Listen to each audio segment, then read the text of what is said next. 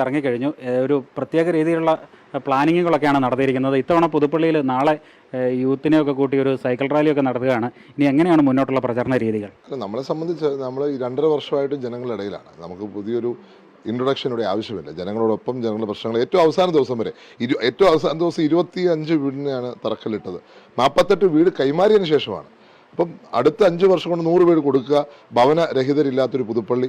അപ്പോൾ അതുകൊണ്ട് ഇലക്ഷൻ ചെലവ് മാക്സിമം കുറയ്ക്കുക എന്നുള്ളതാണ് നമ്മുടെ ഉദ്ദേശം. കാരണം പരിമിതിയുണ്ട്, ഫണ്ടിന് പരിമിതിയുണ്ട്, ഒപ്പം പല പ്രശ്നങ്ങൾ നിൽക്കുന്നു, ഒപ്പം 100 വീട് കൊടുക്കണം എന്നുള്ള ആഗ്രഹം നിൽക്കുന്നു. അതുകൊണ്ട് തന്നെയാണ് ഫ്ലെക്സും പോസ്റ്ററും ഒക്കെ ഒഴിവാക്കി ഞങ്ങൾ ഒരു പ്രത്യേകമായ ഒരു തരത്തിൽ കൊണ്ടുപോകണം എന്നുള്ള ആഗ്രഹിക്കുന്നു. ഈ യൂത്തിനെയാണ് കൂടുതലായിട്ട് ഈ പ്രചരണ പരിപാടികൾക്ക് സോഷ്യൽ മീഡിയ ഉൾപ്പെടെ പ്രയോജനപ്പെടുത്തിക്കൊണ്ടുള്ള ഒരു പ്രചരണ രീതിയാണ്. സോഷ്യൽ മീഡിയ മാത്രമല്ല, ഡോർ ടു ഡോർ ക്യാമ്പയിൻ. ഞങ്ങളുടെ പ്രധാന ആഗ്രഹം ആളുകൾ ജനങ്ങളിലേക്ക് നമ്മുടെ പ്രവർത്തകർ എത്തി ആൾക്കാരെ കാണുക എന്നുള്ളതാണ്. അപ്പോൾ door to door campaign first, second ഇതുപോലത്തെ സോഷ്യൽ മീഡിയ ക്യാമ്പയിൻ. അപ്പോൾ 2 D ആണ്, ഡോർ ടു ഡോറും അതേപോലെ ഈ ഒരു തരത്തിലുള്ള പ്രവർത്തന ശൈലി.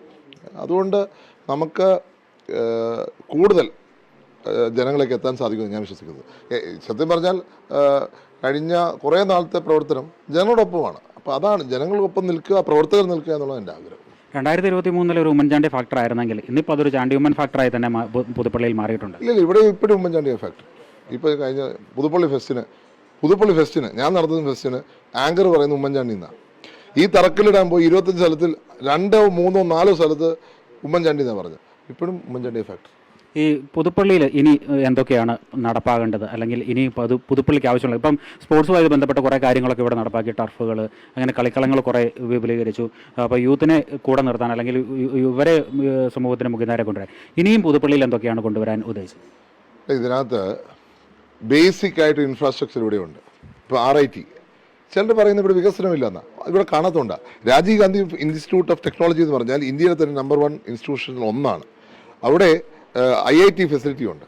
ഈ ഗവൺമെൻറ് വന്നതിന് ശേഷം പുറകോട്ട് അടിച്ച് കുഴപ്പമേ ഉള്ളൂ. അസാപ്പ് ഉണ്ട്. ഉമ്മൻചാണ്ടി സർക്കാർ കൊണ്ടുവന്ന പദ്ധതിയാണ് അസാപ്പ്. അസാപ്പിൽ അദ്ദേഹത്തിൻ്റെ മരണശേഷമാണ് ഉദ്ഘാടനം നടന്നതേ ഉള്ളൂ. അദ്ദേഹം കൊണ്ടുവന്നതാണ്. എന്താ പറയുക, ഫിലിം ഇൻസ്റ്റിറ്റ്യൂട്ട്, പൂനെ ഇൻസ്റ്റിറ്റ്യൂട്ടിനെ വെല്ലുവിളിക്കുന്ന ഫിലിം ഇൻസ്റ്റിറ്റ്യൂട്ട് സർക്കാർ തഴഞ്ഞിട്ടിരിക്കുകയാണ്. അതുപോലെ Ramanujan Institute of Mathematics, DIET, പിന്നെ കോവിഡ് കാലത്ത് ഏറ്റവും കൂടുതൽ ടെസ്റ്റ് നടന്ന ഹോസ്പിറ്റൽ വൈറോളജി ഇൻസ്റ്റിറ്റ്യൂട്ട് ഇവിടെയുണ്ട്. പക്ഷേ അതൊരു സൂപ്പർ സ്പെഷ്യാലിറ്റി ഹോസ്പിറ്റലായിട്ടാണ് ഞങ്ങൾ വിഭാവനം ചെയ്തത്, നടന്നിട്ടില്ല.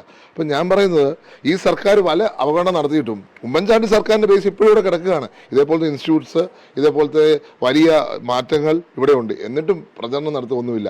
ഇപ്പോൾ എങ്ങനെയാണ് പ്രചരണം നടത്തുന്നത്? ഇപ്പോൾ Indian institute of mass communication, നിങ്ങൾ ഡൽഹി പോയി നോക്കണം, JNUവിൻ്റെ അടുത്തുള്ള സ്ഥാപനമാണ്. ഇവിടെ ഉണ്ട് ആ സ്ഥാപനം. പക്ഷേ അതിൻ്റെ ഉദ്ഘാടനത്തിന് കേന്ദ്രമന്ത്രി വന്നു. ആ മന്ത്രിയെ തിരിച്ചയച്ച ഗവൺമെൻറ്റാണ് ഈ ഗവൺമെൻറ്. കാരണം എന്താ? ഈ നാട്ടിൽ അതുണ്ടെന്ന് വരുത്താതിരിക്കാൻ വേണ്ടി. അപ്പം ഇത്രയും സ്ഥാപനങ്ങളുള്ള സ്ഥലത്താണ് വികസനമില്ല എന്ന് പറയുന്നത്. ഒപ്പം PHC അടക്കം, CHC അടക്കം, ആയുഷിൻ്റെ എല്ലാ കേന്ദ്രങ്ങളും എല്ലാ പഞ്ചായത്തിലും ഉണ്ട്. അങ്ങനെ മികച്ച ഒരു സംവിധാനം ഇവിടെ ഉണ്ട്. പിന്നെ ഈ ബേസ് അവിടെ ഉണ്ട്. പക്ഷെ ഇനി വേണ്ടത് അടുത്ത ലെവലിലേക്ക് നമ്മൾ പോവുകയാണ്. പ്രത്യേകിച്ച് നമ്മുടെ ചെറുപ്പക്കാർ പോവുക.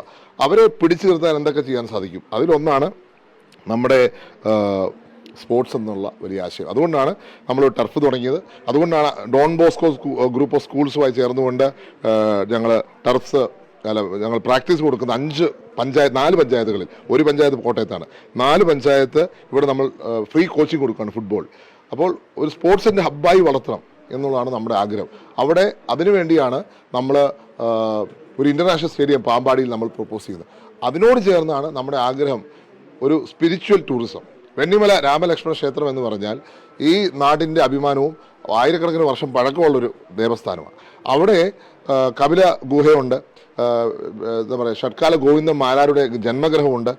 ഈ ഏറ്റവും ആദ്യത്തെ പ്രസിദ്ധനായ പുതുപ്പള്ളിക്കാരൻ എന്ന് പറഞ്ഞാൽ അദ്ദേഹമാണ്. അപ്പോൾ അങ്ങനെ ഒരു സ്പിരിച്വൽ ട്രഡീഷണൽ ടൂറിസത്തിന് സാധ്യതയുണ്ട്. വെണ്ണിമല ക്ഷേത്രത്തിനൊപ്പം തന്നെയാണ് പുതുപ്പള്ളി പള്ളി, മണ്ണാട് പള്ളി, മണ്ണാട് ദേവീക്ഷേത്രം. അപ്പോൾ ഇങ്ങനെയുള്ള വളരെ പ്രാധാന്യമുള്ള സ്ഥലങ്ങളുള്ള പുതുപ്പള്ളിയെ വളർത്തിയെടുക്കുക എന്നുള്ളത് നമ്മുടെ ഒരു ലക്ഷ്യമാണ്. എൻ്റെ പിതാവ് ഈ വെണ്ണിമല ക്ഷേത്രത്തിന് വേണ്ടി ഒത്തിരി ശ്രമിച്ചു. ഈ ഗവൺമെൻറ് നിഷേധിച്ചു. ഞാൻ വന്നതിന് ശേഷം 15 ലക്ഷം രൂപ കല്യാൺ ജുവലേഴ്സിൽ നിന്ന് മേടിച്ചു കൊടുത്തു. പക്ഷേ അതിൽ നിന്ന് മുന്നോട്ട് പോകാൻ സാധിച്ചില്ല. കാരണം ഗവൺമെൻറ്റിൻ്റെ കോപ്പറേഷൻ ഇല്ല. അതുകൊണ്ട് തന്നെ ഇതൊക്കെയാണ് നമ്മുടെ ബേസിക് ഒരു പദ്ധതി നമുക്ക് വളർത്തിയെടുക്കാൻ ഉള്ള മാർഗം. ഇനിയിപ്പോൾ ഈ കഴിഞ്ഞ ഉപതെരഞ്ഞെടുപ്പ് നടന്നപ്പോൾ വെളിയിലുള്ള എന്ന് വെച്ചാൽ പ്രവാസികളായ വോട്ടർമാരൊക്കെ വരുന്ന ഒരു കാഴ്ച നമുക്ക് കാണാൻ കഴിഞ്ഞു ഇത്തവണയും അതൊക്കെ തന്നെ ഉണ്ടാവും. അതുകൊണ്ട് പലരും എന്നോട് ചോദിക്കും ഭയങ്കര ഭൂരിപക്ഷം പറയുക. ഞാൻ പറയാം ഭൂരിപക്ഷം കുറയുമെന്നാണ് പറയുന്നത്. കാരണം 14 പേരെ വെട്ടിയെടുത്തു. പിന്നെ പലർക്കും വരാൻ പറ്റാത്ത സാഹചര്യമുണ്ട്, യുദ്ധം ഉൾപ്പെടെയുള്ള കാരണം. അങ്ങനെയുള്ള ഒരു സാഹചര്യത്തിലാണ് ഈ ഇലക്ഷൻ നടക്കുന്നത്. എങ്കിലും ഞങ്ങളുടെ ഫുൾ എഫേർട്ട് ഞങ്ങൾ എടുക്കും. അതുകൊണ്ട് ജനങ്ങളുടെ പിന്തുണ ഉണ്ടാകുമെന്ന് പറയാത്ത ഉറപ്പാണ്. പക്ഷേ ഇങ്ങനൊരു പ്രശ്നമുണ്ട്. ഇപ്പോൾ മൊത്തത്തിൽ ഒരു ചർച്ചകൾ നിൽക്കുന്നു. ഇപ്പോഴും ആദ്യം തൊട്ടേ ഉണ്ട് ഉമ്മൻചാണ്ടിയുടെ കുടുംബത്തിൽ നിന്നും രണ്ടാമതൊരാൾ അല്ലെങ്കിൽ മൂന്നാമതൊരാളൊക്കെ സ്ഥാനാർത്ഥിയായിട്ട് വരുമോ എന്നുള്ളത്. ആ കാര്യത്തിൽ ഒരുപക്ഷെ ചാണ്ടിയുമ്മൻ പറയുന്നു ഉമ്മൻചാണ്ടിയുടെ കുടുംബത്തിൽ നിന്ന് ആരായാലും ഒരാൾ മതി എന്നുള്ളത്. അങ്ങനെ തന്നെയാണോ കാഴ്ചപ്പാട്? അല്ല, അദ്ദേഹത്തിൻ്റെ ഒരു തീരുമാനം അതായിരുന്നു. ഇപ്പം അങ്ങനെ സാഹചര്യം വേറെ ഉണ്ടെന്ന് എനിക്ക് തോന്നുന്നില്ല. കാരണം ആരും എൻ്റെ അടുത്തൊന്നും ചോദിച്ചിട്ടില്ല. നേതൃത്വം അക്കാര്യത്തിലൊന്നും പറഞ്ഞിട്ടില്ല. നിങ്ങൾ മാത്രമേ പറയുന്നുള്ളൂ. മീഡിയയുടെ സൃഷ്ടിയാണ്. നിങ്ങൾ മാത്രമേ പറയുന്നുള്ളൂ. അപ്പോൾ ഏതായാലും സജീവമായ പ്രചരണങ്ങൾ ഇനി ഈ ദിവസങ്ങളിലെല്ലാം പ്രചരണം പുതുപ്പള്ളിയിലുണ്ട്.